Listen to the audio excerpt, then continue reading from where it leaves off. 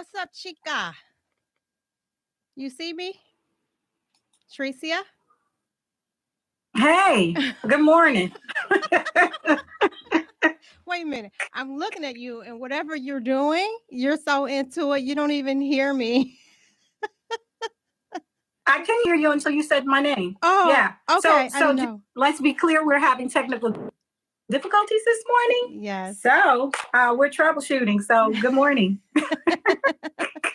So listen, it is about 11:10 a.m. Central Time, and we all know what time that is. Typically, we get started at 11 a.m., but it is the We Missed It podcast on IntellectualRadio.com. And I am a co-host, Christy Johnson, and I am here with Tricia Cox. That's right. And if you need to reach us, Tricia, shall we say the ways and what we've done so far with the social media piece that we are slowly but surely getting together. Yeah. So usually if you've listened to us before, we usually share our email address. And I believe that is wemissedit.podcast@gmail.com. And so the exciting news for Chrissy and I that we'd love to share with you is that these two ladies have set up some social media profiles. So you can reach us at IG at wemissedit.podcast, and you can reach us at Facebook at We Missed It a Podcast. So please go to the page, like it, become a friend to Christine and I, give us your feedback. And the only thing that we have posted so far is that we have had the pleasure of commissioning a caricature that we're going to be using as our logo. I know I love it. Chrissy has really enjoyed it. And that would begin the interaction with us. So go to the pages, take a look at it, let us know what you think about it, and also give us feedback on the last 3, and today would make number 4 episodes, and we would be so excited to interact with you. So thank you in advance. And so what we're going to be doing is we will be going live eventually on these platforms. But for now, just as a reminder, you can see us on IntellectualRadio.com. It is on YouTube. And the name of the podcast, again, is We Missed It. And so with that said, do you want to get into the interesting topic of the day? Yeah, let's do it. I'm always ready. You ready? I'm ready, girl. And you had said all week that something had been coming up for you in the category of vulnerability. Kind of, sort of, but no. I don't know. Wait. Here's what's funny. You know, I don't know if it's your vulnerability, somebody else's vulnerability. Yeah. But so, please do kind of explain. Yeah. Basically, when we had spoken yesterday, I had mentioned to you that I had watched a television interview on Tamron Hall, and they interviewed Daryl Harris, who is the member of a group that we so affectionately loved from hip hop, the Legends, Run DMC. And this gentleman was talking about his evolution since being in the group. And there were some things that was mentioned that I knew nothing about, which is that he currently has written a book and he has also been through some life changes. He ended up going into rehab for, some vices he had. I believe it was alcoholism. Yeah, and just refreshing myself and catching up to him. I was like, wait a minute. I didn't know this about you, sir. So as I listened and he spoke with Tamron and they kind of did a little background, I think for me, it really stood out when I heard the word vulnerability discussed in that conversation, especially coming from a gentleman, right? Yeah. So then it left me to remember that I have had that conversation about that word, and that the word was used by 2 other gentlemen that I know that I'm really, in friendship with. And then I started to think about the fact that this week for you, men in your life, you mean men you know? Yep, men I know. Okay. So that would be two gentlemen that I know. Wow. The Okay. one that we're watching on the TV show, and that word really resonated with me. So as we were talking, I said, you know what, Chrissy, that word has been showing up for me this week, and I slept on it and woke up and realized that word was still sitting down with me. And it just leaves me to understand, and that's kind of where we're starting off at, is that the word can mean so many things to so many different people. And it also had me think about my week. And I Mhm. guess that's what you were referencing. My week started, and I was in a mental place where I felt like I needed to kind of step back away from the things that were Mhm. pressing for the week Okay. and give myself a little room to think about some things that were not so pressing, that were not so serious. And I realized that I was in a, for lack of better words, a fragile state in communication with you and some other people. And so Ah. what that means is kind of where we are today, right? Of course. Of course. For me, it's funny. I did watch that show, but for me, I enjoyed watching the Run DMC guy. But the second guy, his story resonated with me more because he was not only talking about being vulnerable, but the main component of his story that resonated with me was the fact that he concealed it so well. And I'm sorry, which one was that? Which story It was was it? the one who is on the Fox Sports. So they would be on today discussing football. He was Michael Strahan's best friend. And Okay. I think his last name may have been Gator or something. It's terrible. I told myself to go back and write that name down this morning, and I actually, out of all the things I did, that's the one thing I didn't do. But Yeah. the reason that his story struck me so, Tricia, was that he's been struggling. Now, here's also what's interesting with him. Whereas, what is the Run DMC guy? What was his name?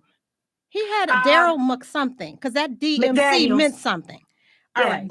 Yeah. Daryl Yeah, McDaniels. so I was gonna call him by his name, but I think everybody would probably relate more to DMC. But the Mm-hmm. DMC and Run DMC, what struck me with his story is it seemed to me, if I understood that correctly, he actually had a reason behind his depression.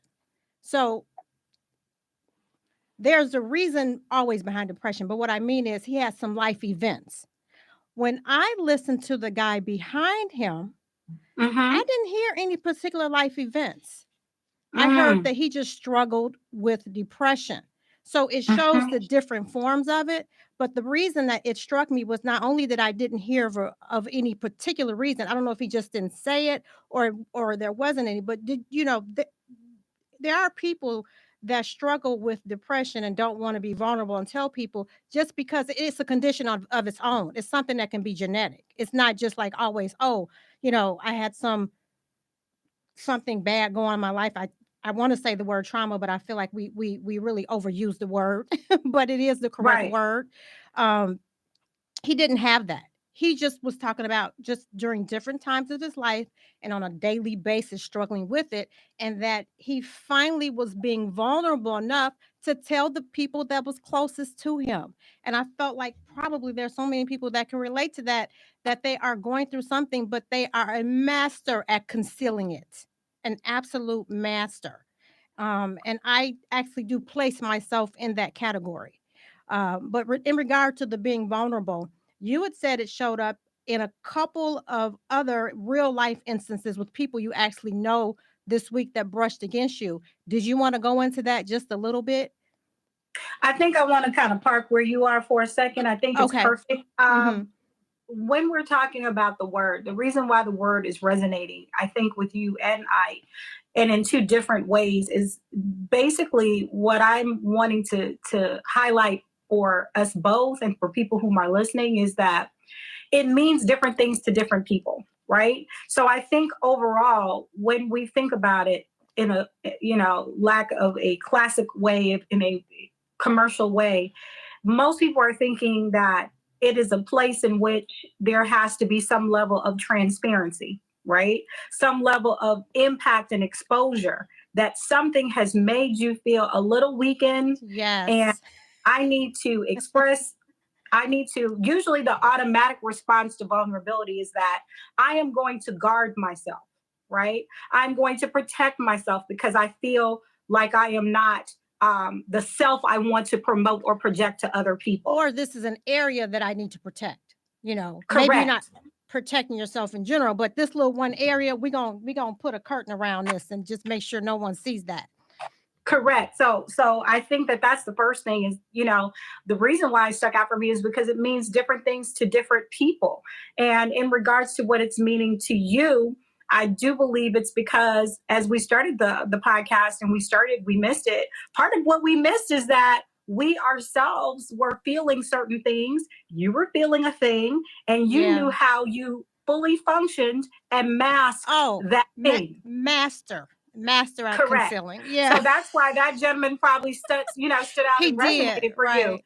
And then, like you said, he may not have given examples. He was saying that he had dealt with depression and it was a lifelong experience. I can identify with that because I remember seasons of that kind of dread and that kind of feeling showing up for me. But I do think that it's missed when you don't define what the underlying root of the thing is. So you don't just show up one day and start feeling sad and blue. There's something that triggers something. And I think the resonation for me with the other gentleman, with Daryl McDaniels with the Tamron Hall show, is that he had done enough work that I, could say, you know what, that is absolutely it. He did discuss depression. He discussed that he had self-esteem issues that showed up for him when he should have been in a different headspace.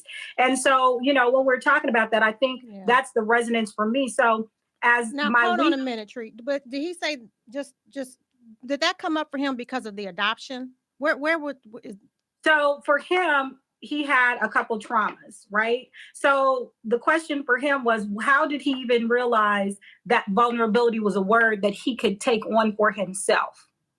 And he said that he went to rehab. So what showed up for him is he had vices that had gotten out of control. Yeah, I saw that right? drinking. Yes. Yeah. So Yes. so that was the trigger, right? I'm out of control. Right. The second thing is that in the rehab, he said he encountered therapy.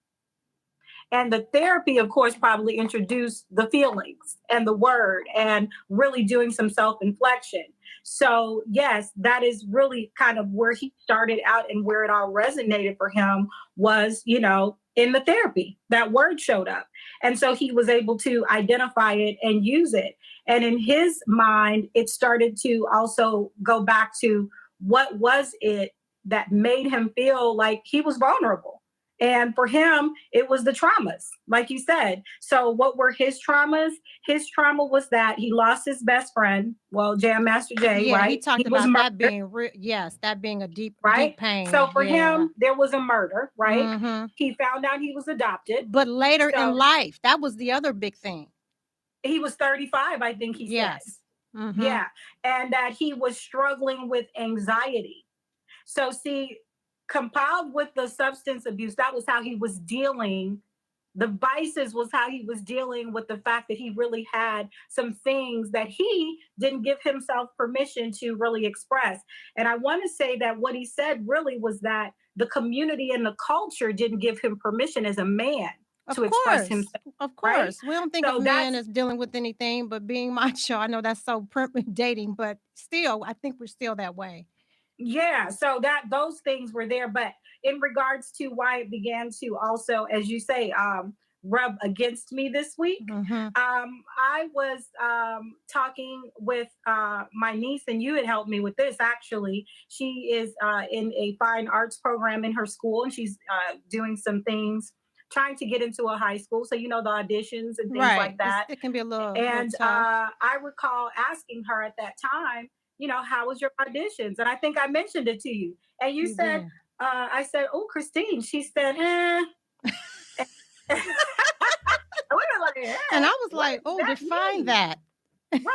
The 14-year-old speaks, eh. And then as she did that, as I pressed into it, because it was her second audition, she began to talk. She made another comment, and I'm sorry that I blanked out on the next comment. But, she said, it is what it is. And I said, well, wait one good minute. Well, what is it?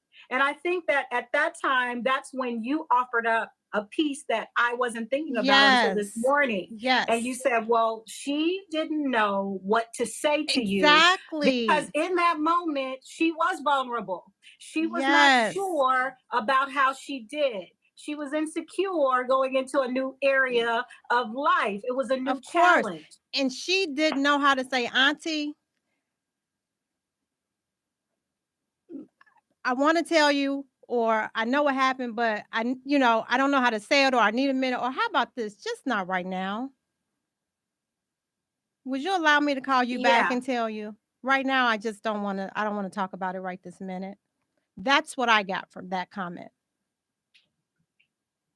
Are you having trouble with your internet? So I just want you to know that on my end you were freezing. Oh, So okay. I didn't get all of it. I was kind of lost, but I know that you picked Here, up where I was going. I'll recap it real quick. Okay. So, what I feel like, Tricia, when you get that kind of reaction from a person, it's not even that they don't want to open up. What it is that they're not ready to, but they don't know how to say it. You have to remember she's still a young lady. She's still young. Yeah, she's 14. She's 14. So, what Right. it meant, what I took it to mean was simply, first, I'm not in the mood to talk about it, but you are Right. my elder and I do Right. respect you, so I have to say something. But she didn't Right. know how to articulate or verbalize the fact that it's not a secret. I just can't go there yet. I didn't love it. I know probably why I didn't. I know what I would have liked to have seen different. But how about I just don't feel like talking about it right now, or I don't even know how to say it. Can I get back with you tomorrow? Can I get back Yeah. with you later tonight? Right. Well, she doesn't have that wealth of Mm-hmm. expression to know that as she was speaking to me and my sister and my brother-in-law were in the car, she probably felt intimidated. There are three adults here whom I Exactly. have to respond and respect. So for me, my takeaway from it, and I think I told you, was having to approach her from a different perspective and remind her journey is an investment, right? We, the ones who love her, we're involved in that. We're invested in that with her. And whether it was today at 14 and we're at this new stage, or Mm-hmm. whether she was a younger child, every step that you're taking, we're wanting to know what's going on with you. We want to know. So give us an opportunity and include us so that we can envision it, participate in it, and support you through it. That's the part I didn't want her to miss, right? Yes. And the communication was key. So if you're feeling these certain signals, that's the beginning of you going into what I define as the classic vulnerability space. Of I had a course. conversation, and this was the one you were referencing because we didn't discuss Imani yesterday. The Mhm. one that you were discussing with me was I spoke to my ex, whom we talked about in Episode episode number 1 one. that you were engaged So, yeah. to. So we were talking because he and I usually check in periodically, twice a year, perhaps quarterly. And he was doing a check in with me. I wanted some information from him, and he was checking back in to see if I, still needed it.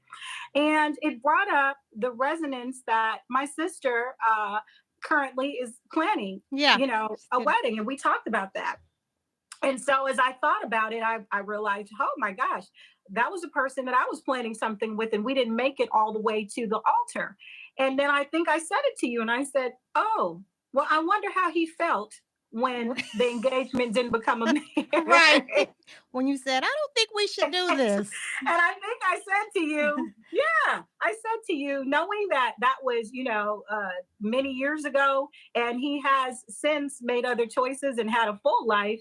I said, I wonder if he looks back and just sighed of relief and said, whoo, I really wasn't ready for that. Right. What was that? And so between that and just realizing that my dad was alive at that time, and I wondered, does a man approach another man, a woman's dad, and say, man, what's happening? She's changing her mind. Can you give me some clues? So I asked him. And what stuck out was that he talked about, his answer immediately was, and I think I told you this, he said, I was devastated. I said, what? You see, you wouldn't have even known. You wouldn't have You would known not from have the way known. we interacted at that time. Mm-hmm. And he said, I was devastated and I was so disappointed. He said, and the way I handled it is I just filed it away and I figured I'll keep going and figure it out later. he said he was definitely clear that he didn't have the reference to process that. Right. Wow. And so as we Now, what continue do to you think speak, he meant by that? He didn't have the reference. it was new territory for him. Oh, okay. So nothing to Yeah. call upon. Okay. He was a young man. Mm-hmm. And as we said, and the reason why we're doing the show and having the conversation, he didn't have anyone that was in that situation on his level in the way he needed to communicate about it. He had Okay. some friends, a few were married, but they were not people who dived into how they did something, how they processed something, how they felt about something. Mm-hmm. His dad was deceased. His older brother was not connected to him emotionally in that way. Right. And Isn't it interesting, though? Let me stop you right there. This is something I want to call out because we talked about it in podcast 1. And I don't have an answer for it, but I just want to call it out. It's really interesting to me how a lot of times some of the people that are closest to us and are the most important to us, we don't have like they're not in tune to us though. Like they don't really know what's going on. Do you kind of get what I'm saying? It's like they know, but they don't really know. So he has an older brother, but this is not someone that he probably even thought to engage with about the fact that he was in love with someone and it wasn't working out. And as a matter of fact, the wedding is no longer on. We're no longer. correct. And so, like, we talk about that in our lives. Well, definitely for me. In podcast 1, Tricia, that was a main point that I identified in trying to have a do-over was that I needed to make sure that I have people that I can talk to. And then in this case, has become you because some of the people that are most important to me and who mean the most to me are not people that really know my inner Christine. And so, but why do you think they don't know you? How do you know they don't know you? Because for some reason, throughout the years, I don't know if it was like the right questions weren't being asked. And so they do know me, don't get me wrong, but like some of my inner thoughts or inner desires, they don't know. So there will be no way that I could kind of dissect something with them because they don't even know these things exist. Well, do you think you might have had a guard up about it? Well, definitely. And I think it was a learned guard. And I think that we can park it there. And I'll tell you why. Because of all the things that we discussed, with this podcast, I may be able to uncover exactly what that is and why I would shelter myself if that's what I'm doing. It's something. I don't know exactly what it is, but I have noticed a common theme in that all of us have our people, but a lot of times our people, they don't know all the things that are going on with us. Well, they have roles, descriptive Mhm. roles, Right. right? So I'm going to take you back to a time when I was working in a hair salon called Shampoo. Okay. And remember, Shampoo was a nice, quaint, quiet little boutique That was salon, the if you cutest will. salon you've ever been in, but that's another story. Go on. I'm still Yes. mad about that era, so go on. That was your spot. So I had the pleasure sometimes of doing a service, and the person in the chair would have my complete attention, and there were no other stylists or no other quiet environment where you just talk. It was quiet, and it was the beginning peaceful. of really knowing the value of one-on-one service, right? Because we had that other model where we used to like jam that chair That's up, right. right? Assembly line. Assembly line those women, but we arrived to a new place. And my reason for remembering that is you and I, people assume because they've asked me that you and I have been just this tight the whole journey of our friendship. And I'm like, no, we evolved into we grew, this, right? We grew to this place. Right. So I remember you were sitting in a chair getting your service, and I don't remember exactly the content or context of the conversation. But what I remember is in the middle of me placing a beautiful curl in your hair, you leaned forward. I went all the way down. You jerked forward and I was like something out of body. You was like, wait a minute. Hold and then tight now. you turned your neck around because somebody could see me. You did the sister girl, and you stared at me, and you held your chest, like clutched your pearls. And you were like, wait a minute. I did not know you knew me that well. And you just like was shocked. I did all of that. Startled because I didn't even understand that I had hit a boundary for you, Yeah, you had right? hit a nerve there. Yeah. I said, well, wait 1 minute now. What just happened? I'm just doing what we do. We're talking.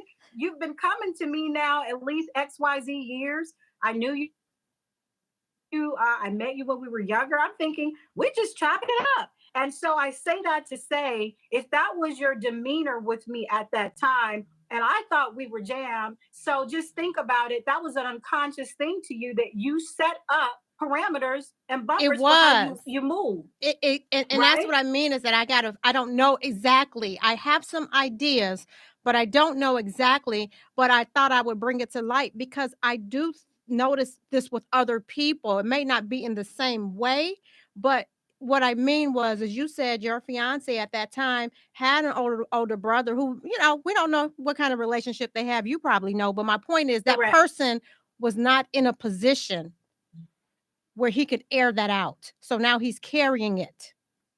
Well, that's the one thing. So the other thing I wanted to talk about with the vulnerability thing is that a lot of us process most things internally, right? And Exactly. that is our habit because we learn early that either we don't have, it's never been set up and structured for us to know these are places, people, or vehicles that we could use for conversation. Most of us are taught, okay, you can look at it for a moment, but you know what? Once you kind of analyze it quickly, keep it pushing, keep it moving, right? Right. So that's one thing. And then the other thing about it too is depending on whom all is in your environment and in your circle, usually it's the closest, the titles closest to us that we assume should bring that relationship. So whether it's a sibling, a brother or a sister, a Mhm. mom or dad, you would assume, like you said, that person should be able to have some good conversation, or even like a Mhm. best friend, right? But the Of the thing course. about it, right? So the thing about that is the reason why he used the word vulnerable is exactly that. He knew that there were quite a few different things pressing on him, but he didn't have that permission to even say or point at one thing that was pressing on him. He was under the Oh, okay. understanding, I need to internally process this. And he said to me, the way he processed things and the way he processed it at the time is he was only able to deal with what was in front of him. So, what that meant to him was hypothetically, if I'm in a position where I'm trying to relocate to another state or I'm in the process of buying some property or whatever's happening, I'm going to think about that today. Okay. And so the other thing gets past you and the time spreads, and then you never really readdress, and or you've not trained yourself to deal with more than one thing at a time, Yeah, not right? multitasking in the brain. Just Correct. whatever's the pressing issue now is what I'm going to address. And that's what I learned. What I learned is, in putting it back to where I was at the top of the week, in experiencing the fact that there are several things that could hit you sometimes at one time that need your equal attention, you have to begin to excavate and you have to begin to think, what do I need to put to the side? Because even though it may feel like it's pressing, this is where I need to stay most important. I need to keep my attention on the thing that's going to get me the immediate return for what the goal is at this point. And then Yeah. I let that marinate and I come back to that, right? Because vulnerability really to me is about a whirlwind of different things coming together at one point and hitting a contact, Okay. right? Okay. Does that make sense? It does. So Mhm. for the gentleman I was drawn to, it's okay, it's the trauma, right? It's the loss of a loved one. It's the deceased person. It is finding out that your family is not your family. I was adopted. It's Right. all these things. So it's like whoop, whoop, whoop, whoop, bam. And it's contact for him. Same thing that used to be for me. It used to be all these things that welled up at once, bam. And then I responded to the contact. So But go I have ahead. a I see. question for you. Uh-huh. So, throw this at you. We Yes. talk about this trauma. So, Uh-huh. question. Yeah. If someone said, like even your niece, I heard you say trauma, what would you say trauma is? For me, trauma is the thing that leaves residue on me from the experience that Okay. I need to either wipe off or rub in. Okay. Because the word had started bothering me Okay. And the reason the word was bothering me is because we've gotten to this point in society where we use it Mm-hmm. and we hear people maybe who have, psychologists or people who have studied, do this for a living, counseling, or they've studied the mind. And so then I have to just infer what it is. And then I begin to wonder, why are we overusing it? I keep hearing, I mean, it's like a buzzword now. Are we overusing it? Is it right? So because that's just who I am, I actually looked up the definition. Okay. And so then I stopped hating the word, Oh, so to do speak. tell. Do tell. Do So I tell. did. I said, well, listen, since we're just generalizing every bad experience as a trauma, and we're talking about the problem for everything in life is that we haven't dealt with our trauma. What is this doggone trauma? Exactly what Right. is this? And I Right. looked it up, and it was one sentence. It was just a very simple trauma is a deeply disturbing or distressing experience. Period. That was it. Dot. It was Mm-hmm. no more to it was that was it. So now when I hear it, I guess the truth is the reason let me stop. We're not overusing it. But the reason that we are using it so much is because in life, what I find is it really is that simple. It is people going through life because we have things to do and not really addressing disturbing situations. So since we don't disturb them, the residue is like still there and it just like shows up in all these different places. Correct. And Yeah. that exactly is a perfect way to Yeah. culminate it. But in Yeah. that moment, I'm realizing I have a question. What is that, my What dear? does the word vulnerability mean to you? Because we've been chatting about it, but I didn't never even ask you if you've ever felt vulnerable or what does it mean to Well, you? I maybe describe it a little different from you. Um, Vulnerability for me is maybe the let me think about how I want to put this. I think about being vulnerable in a way of maybe something, an occurrence or a truth about a person or about me that I think if it were to be exposed, it would sacrifice the way I want to be viewed. Got it. So can you give me a reference of an Now, opportunity, an I experience? can. Now, here's what's interesting. I put that in terms of me, but I did see it show up. I definitely don't mind discussing it in reference to me, but I think if I discuss it in reference to something I experienced this week, it may do better to tell the story. And so I'll just tell you this real briefly. So I was talking to one of my friends this week, and it was just odd. He had kept telling me, like, this has been going on for, I want to say a little over a month, is that he hasn't been sleeping. And you know me, the person I am, kind of sort of, into fitness and um want to be healthy and all that. I'm like, well, sleep, sleep is very necessary. That's when the body renews itself. So the fact that you're not sleeping, you need to get that worked out. And so I don't know if he just got tired of me saying that or he just felt like I was someone that he could be vulnerable with. And you know what he said? He said, well, I could talk to you. I said, sure you can. Girl, brace yourself for this one. He said, the reason that I think I'm not sleeping is that my father used to wake me up in my sleep and beat me. Wow. Now, let me give you the rest of the story real quick. So, I grew up with this kid, and when you grow up with people, every household is known for something. Now, guess Hmm. what his reference of my household was back at that time? What? The Huxtables. That's beautiful. Tricia, we were so not the Huxtables. Okay, but see, that's what I mean. I learned to conceal at an early age. we did appear to be the Huxtables. We had that stuff right on looks. Now we had some things internally was going wrong. Some things were right too. But it just goes to show you what people think. Now let me just tell you this. We're known as the Huxtables. You know what they were known for?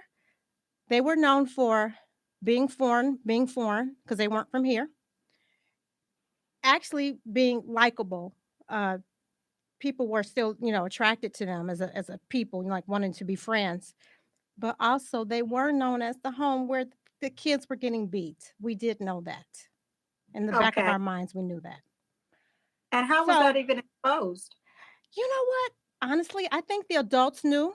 And I think when adults talk, back then, see, it wasn't Oh, social kids media. overheard. It Yeah. was not social media. This is when people were really talking to each other. We really lived in a community, Mm-hmm. where people were talking, neighbors were talking. And so I don't Mm-hmm. even know if anyone actually told any children. But what it is you would hear, if I heard two adults talking, that's how I would find out. Or Mm-hmm. that's how I would get in my head. But here's the thing.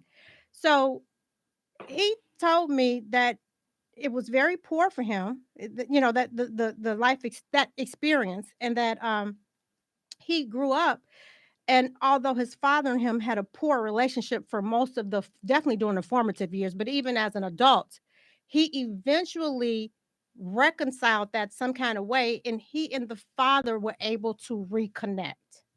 And That's wonderful. he said he forgave the father. And I thought that was wonderful. But we then started talking about how life is like a deck of cards and you have to play your hand.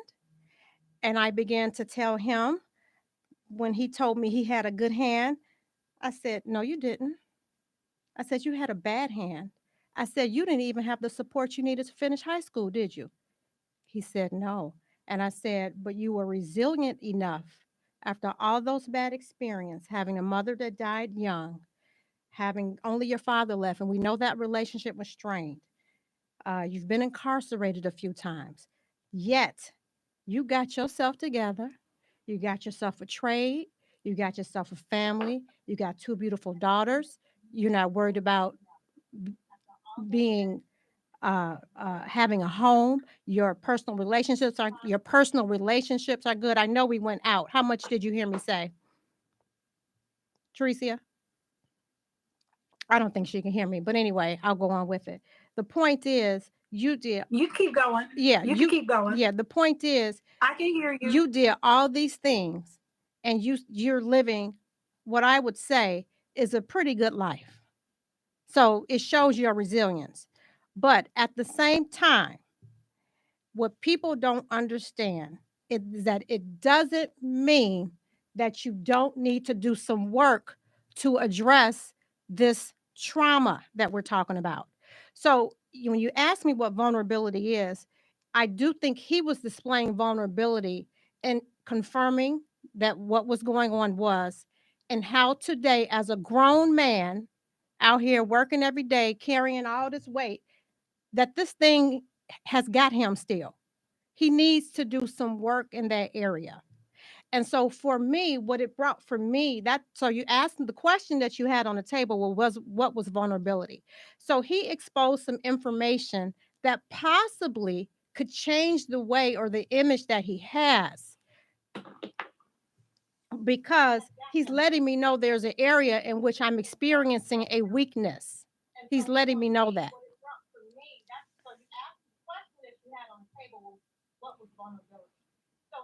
Are you hearing? I heard, but I didn't. So I'm just going to jump in where I think I can because the feed today has I can gotten tell because I can tell by the expression on your face. Yeah, But I here, was like, go let me do ahead, this. sister. I'm gonna tell you what I'm gonna do. I'm gonna let you jump in, but I'm just gonna tell you this because I'm gonna summarize it so you get what I'm saying. When you ask, are you able to hear me about the vulnerability piece?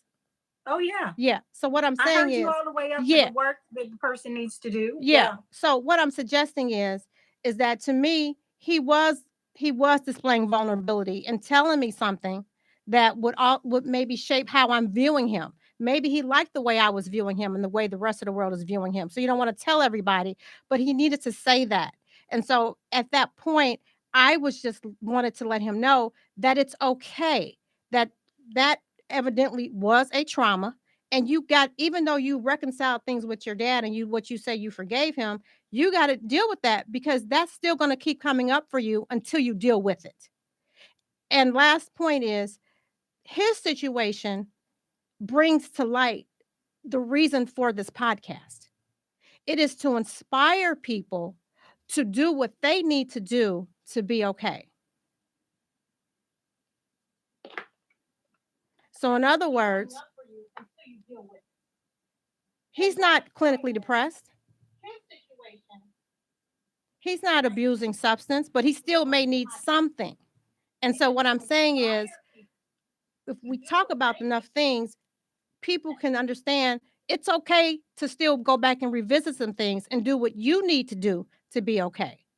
Now, from what have I know you haven't heard everything because I can see you freezing, going in and out. I can see the look on your face. I'm going to say that I do love your example. I think that it was, spot on. And I think that for me, in just kind of wrapping up the thought of it, when you said just now about, people need to understand that they do have to go inside and do some work. That's kind of where I identify with it because I do Okay. believe that you do have to step back, look at something and think what is it that I might have missed that was happening to me, or what is it that I was blatantly disregarding, that I was processing, participating in. I did have a friend in my younger years who asked me once, as I came out of a relationship that was not healthy for me, he said, well, what was your learning? And I was like, well, I don't know. I don't look back at that stuff. I keep it moving. And I was new in the spiritual journey. And he said, well, how are you going to know that, if you got the lesson, or what are you going to know? So I do know that was brought up to me early, but just capsizing now vulnerability and the gentleman, you being in a new situation, not new, but revisiting, friendship at a different place in life. Right. You guys show up, you're adults, you're catching up. Hey, what's going on with you? Right. He's saying, hey, I thought you guys were the Huxtables. I'm going to assume that you volunteered to him that you weren't the Huxtables and probably gave him something to go on. No, what I said was you need to listen to this podcast. That's what I said. Perfect. Okay, so perfect. So again, I wanted to share this last piece with you. I was asking a friend, one of my closest friends, a man that's in my life. He used the word vulnerability when I met him. Okay. And I realized that I had a different understanding. Well, I realized I thought I knew what he meant when he used the word. Okay. But it made me go back and say, you remember that word you used when I first met you? What did that word necessarily mean to you? And so he gave me a definition, or I should say a different perspective. So that's the nickname I've always placed on him, perspective. Okay. It gives me the opportunity to expand on a thought polar opposite of my personality. And I think when we're talking about you and I, a lot of times we have different angles on things, which is why we both watch Cameron Hall, but you pulled out a whole different guest. I love it. Yeah. I love it. And then we end up coming back and saying, well, this is where we meet in the middle. So he said that for him, what he was trying to say is, if we take the classic vulnerable title, he thought of it initially as a weakness. In his mind, he said, when you're vulnerable, in his recollection, he thought, oh, that means you're weak. But what he actually learned is that for him, the way he identified it is what we said earlier. When there are a lot of different things, when there was a lot of different things coming up against him at one time and showed up in a way it had never showed up for him before, as like my fiance, who didn't even know how to be a fiance or married, he said, at that time, he came out of a relationship, he met a new person. He and his mom was in a rare troubled space. His brother was actually being, sent into the prison system and all these other things. And for him, trying to process all of that and really focus on his, day to day. Right, because you still got to do it was the a daily lot. things, yeah. So in that season, he bumps into a friend, an acquaintance, an encounter, a lady friend. And he said that he feels like in that season, that person was in a position, he actually likened it to animals. He said it's like sharks smelling blood in the water. It's like you could be at a place where you're feeling a certain thing and you yourself don't even Oh, know it. so that's what he meant with vulnerable. Yeah, you yourself don't even know it, but the person comes into your space, your life, your zone, and they can feel it, right? They Actually, know it. yeah, that is a vulnerable. Yeah, Yeah, yeah, right. I didn't think And of it like so that, but yeah, yeah, you've done that with me. yeah, You have had a whole cup of tea with me in a Starbucks to say, I don't think you know this, but I'm watching something you're having happen to you, and it's causing me to be uncomfortable for you. And are you yes. clear? So this is what was happening to him. So Okay. this person comes into his life, and he felt like what vulnerability meant to him is it is that place where you are a person whom is usually guarded, well, not guarded, but clear about the On things you want to point. keep. You on point Yeah, with your stuff. Yeah. perfect. That's how he Yes. felt. He was on point, right? Right. And And he not wasn't on only point that, then. yeah, he was a person who knew how to strategically manage his life. Yes. And this person took the information that he was not able to keep the boundaries on and manipulated it and positioned themselves to use that season to just take him to places and spaces that really caused a lot of difficulty for him. Ah, So I yes. wonder, since you're able to nail it, you're like, yeah, on point. Do you think that that's probably one of the perceptions you might have subconsciously had about exposure and vulnerability?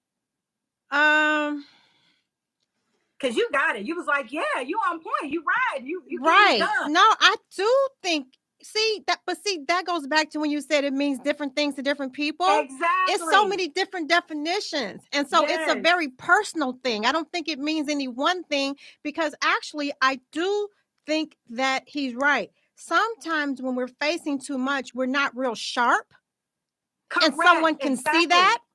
Yes. and they can take advantage of you or Yes. or maybe even and what's interesting with it is it could be that a person is not really there to take advantage of you. They just see that you're willing to give up XYZ. You Well, know this is maybe not something you would normally do, but you're not, you're not on you're point. You're not not kicking. sharp. Yeah, you're not So sharp. you're doing it. And Exactly. then when all the ish, I ain't gonna say the bad word, when Yeah. all the Yeah. ish goes down, and Yeah. now you have to go back and dissect all that happened, you was like, you know what? That happened because I was weak. I wasn't right. I had too much on my plate. I wasn't in tune. I saw, the signs were there. I didn't pay attention, or I saw the signs, but I didn't want to believe them. And you're like, but you know what? That's because I was vulnerable. Now that So is a definition. that is a That is a definition. state I of just wanted vulnerability. to Yeah. share the definition because I wanted to remind myself and the people who may be listening is that there are different perspectives, but that's an angle I would have never I chosen. was not thinking of it. Now, And I and do know it happens, but I wasn't thinking of it like and he that. said that's where in dating sometimes people exploit other people Yes. or they become very selfish because perhaps your intention is I want this end result, but that person's not even in the mindset to say I want any result. I'm just trying to make it through this shift and get to where I'm trying to, as you say, show up as my full self, my normal self, the self that feels strong, and Mhm. get it cracking. So I just, for me, am glad I got to say that. And in hopes, I would like for people to take away that the biggest thing we always say is that there are tools out here. And the Hello. first thing is to mature into a place of being willing to self inflect, right? Let me get inside of my own head, my own heart, and really review some experiences. Then the next thing is to find some way to get it outside of yourself, right? Have that conversation, Yep. have that journal, have that tape recorder. Even if it's with yourself. Correct. The tape recorder that Yep. you used, right? Right. So do it that way. And the other thing is there are resources. If you throw a word out like vulnerability, you can look up on YouTube. Brene Brown has a whole conversation. What She's does the that best, mean? Tricia. I don't know how much Yes. you've looked at her. She is the best. So that's a tool, right? So we always want to make sure that we're sharing tools because this is really about getting up every day, being able to refresh, being able to reset, Yep. and really encountering life on a different level. And to me, to be your full self and have the best experience is to be willing to talk it out, point it out, and then begin to live it out. I would agree, but I one thing I there's a small piece I would add. What I was hoping for, and I guess we will see if this comes to fruition on down the line, I was hoping for our podcast to be a tool.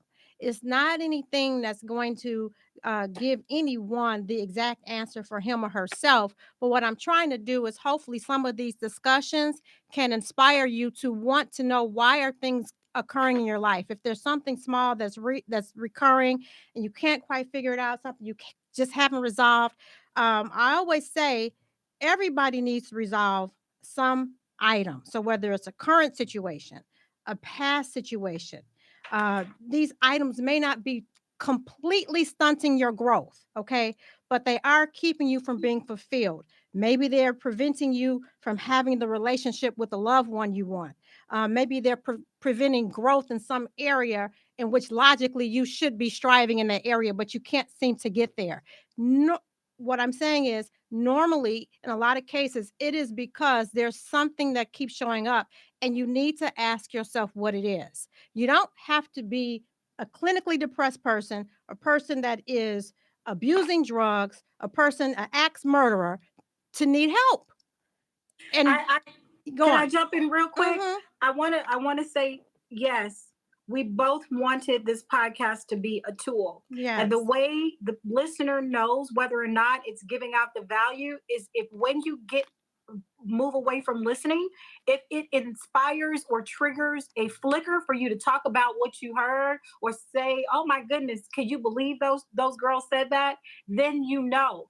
And know this.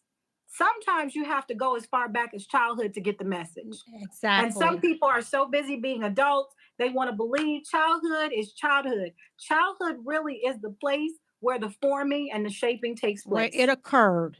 Uh, Correct. Tricia, can you please tell the people that if they do, if this conversation inspires them, how they can reach us? Well, if the conversation inspires you, I would love it very much if you would go to our IG page, We Missed It podcast. Please go in there, like us, give us some feedback, and let us know what you think about our caricature and our logo. You can also meet us at We Missed It a podcast on Facebook. And our email that we offer to you all the time is we missed it podcast@gmail.com. And so we are currently on IntellectualRadio.com. You can find us on YouTube, and we want you to listen. And if you can share this podcast with others, that would be fantastic. We're interested in knowing your thoughts about future topics and just really getting your overall feedback. Anything else, Tricks? It's always a good time, friend.